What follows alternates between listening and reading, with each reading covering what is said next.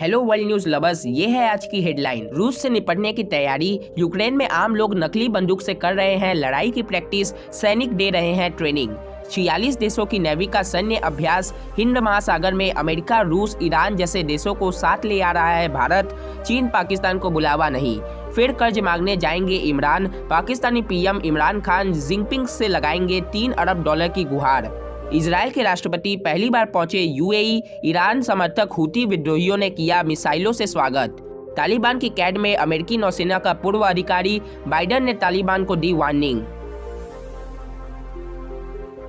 रूस और यूक्रेन में सीज फायर के बाद भी तनाव बरकरार है। रूसी सेना जमीन के साथ साथ समुद्र में भी यूक्रेन की घेराबंदी कर रही है। अनुमान लगाया जा रहा है कि अगर डिप्लोमेट्स की बातचीत में डिले होती है तो यूक्रेन के पूर्वी बॉर्डर पर युद्ध शुरू हो सकता है।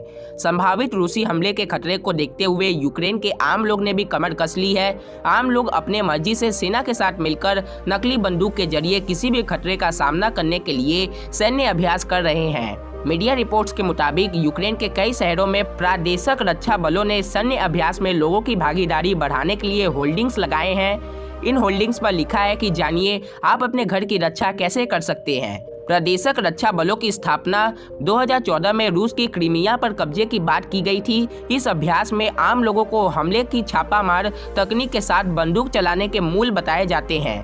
सेना के साथ मिलिट्री एक्सरसाइज में हिस्सा लेने वाले कहते हैं कि पुतिन को उनके आक्रामक सैन्य रणनीति के लिए धन्यवाद है, क्योंकि 1991 में सोवियत संघ से आज़ादी के बाद भी यूक्रेन की इतनी अलग और मजबूत पहचान नहीं थी। लेकिन अब एक सच्ची यूक्रेनी राष्ट्र का निर्माण किया जा रहा है। सेना के साथ अभ्यास करने वाले लोग अब भी उस दौर को याद करते हैं जब रूस और यूक्रेन दोनों भाई भाई थे।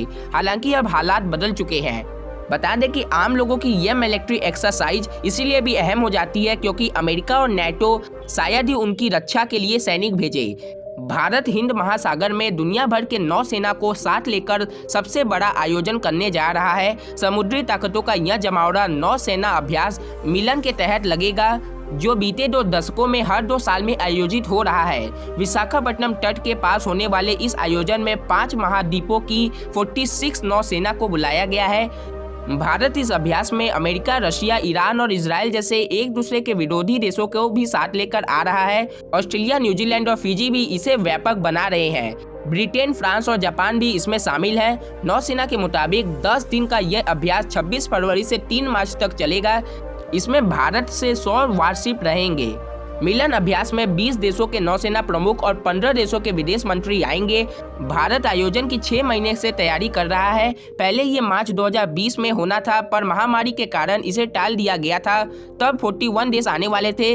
मिलन अभ्यास की तैयारी के रूप में नौसेना प्रेसिडेंशियल फ्लीट रिव्यू यानी PFR भी करने जा रहा है। ये 4 साल में एक बार आयोजित होने वाला है। यह राष्ट्रपति रामनाथ कोविंद का पहला PFR होगा। इससे पहले 2016 में राष्ट्रपति प्रणब मुखर्जी ने फ्लीट रिव्यू किया था। कर्ज पर पल रहे पाकिस्तान की मुश्किल खत्म होने का नाम नहीं ले रही है। सऊदी अरब से बेहद सख्त शर्तों पर 3 अरब का कैश रिजर्व हासिल करने के बाद अब इमरान खान 3 फरवरी को चीन दौरे पर जा रहे हैं। कहने को उनकी विजिट बीजिंग में 4 फरवरी से शुरू होने जा रही विंटर ओलंपिक्स की इनॉग्रेशन सेरेमनी के लिए है, लेकिन असली मकसद यहाँ भी कर्ज हासिल करना है। पाकिस्तानी मीडिया की रिपोर्ट्स में कहा गया है कि इमरान चीन के राष्ट्रपति शी जिनपिंग से $3 अरब का कर्ज मांगने जा रहे हैं। पाकिस्तान के अखबार में पब्लिश एक सोशल रिपोर्ट ने इमरान के चीन दौरे की असलियत उजागर कर दी है। इसके मुताबिक इमरान के साथ 6 मंत्री भी चीन जा रहे हैं। उनका यह दौरा 3 फरवरी से शुरू होगा। मजे की बात यह है कि अब तक यह साफ नहीं है कि इमरान और शी जिनपिंग की मुलाकात होगी या नहीं। इसकी वजह यह है कि चीन ने अब तक आमने सामने की मुलाकात को मंजूरी नहीं दी है। अगर ऐसा नहीं होता है तो इमरान चीन के विदेश मंत्री से मुलाकात करेंगे। इस मुलाकात में ही कर्ज देने की अपील की जाएगी।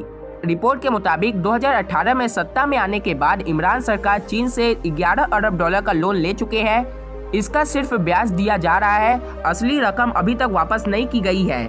संयुक्त अरब इमारात और इजराइल के बीच राजनयिक संबंध बेहाल के बाद अब अबू धाबी की यात्रा पर पहुंचे इजरायली राष्ट्रपति का ईरान समर्थक हूती विद्रोहियों ने मिसाइल से स्वागत किया। यूए के अधिकारियों ने बताया कि सुबह दागी गई इस मिसाइल को बीच रास्ते में ही मार गिराया गया। हाल ही के दिनों में हूती विद्रोहियों का यह तीसरा हमला है। इस ताजे हमले से एक बार फिर इजराइल और ईरान के बीच तनाव और भी बढ़ सकता है। ईरान के परमाणु कार्यक्रम को लेकर वियना में बातचीत चल रही है। वहीं हुतियों और यूएई के सेना के बीच जंग छिड़ी हुई है। यूएई और इजराइल के बीच 2020 में अमेरिका के मध्यस्थता से हुई राजनीतिक समझौते के बाद संबंध सामान्य हो गए थे।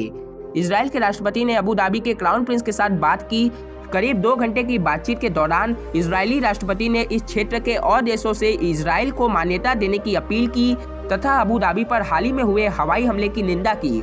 तालिबान और अमेरिका के बीच में तकलीफें लगातार बढ़ती दिखाई दे रही हैं। अमेरिकी फौज की वापसी के बाद अफगानिस्तान में हालात दिन प्रतिदिन खराब होते जा रहे हैं। तालिबान लगातार अमेरिका से अफगान सरकार के जब्त किए गए पैसे को जारी करने की अपील कर रहा है। इस बीच अमेरिकी नौसेना के एक रिटायर्ड अधिकारी को लेकर राष्ट्रपति जो बाइडेन तालिबान से खास नाराज हैं। उन्होंने आरोप लगाया है कि तालिबान पिछले 2 साल में अमेरिकी नौसेना के दिग्गज मार्क फरेची को बंधक बनाए हुए हैं। राष्ट्रपति जो बाइडेन ने कहा कि 2 साल पहले अमेरिकी नौसेना के दिग्गज मार्क फरेरिच को अफगानिस्तान में बंधक बना लिया गया था। एक सिविल इंजीनियर जिसने अफगानिस्तान के लोगों की मदद करते हुए दशक बिताया, उन्होंने कुछ भी गलत नहीं किया, फिर भी 2 साल से तालिबान ने उन्हें बंद कर रखा है। उन्होंने सख्त लिहाज में कहा कि अमेरिकियों या किसी भी निर्दोष नागरिक की सुरक्षा को धमकाना अस्वीकार्य है। जो बाइडेन ने कहा कि तालिबान को तुरंत मार्क को रिहा कर देना चाहिए, इससे पहले कि अमेरिका कोई कड़ा कदम उठा सके। ऐसे में आशंका जताई जा रही है कि तालिबान अमेरिकी कैदियों के बदले बाइडेन प्रशासन से कोई डील करने की कोशिश कर रहा है। तो दोस्तों, ये थी पूरी अपडेट। आपको सारे अपडेट के ऊपर क्या कहना है कमेंट करके जरूर बताइएगा। अगर आप ऐसे न्यूज़ देखना चाहते हैं तो मेरे चैनल को जरूर सब्सक्राइब कीजिए। जय हिंद, जय भारत।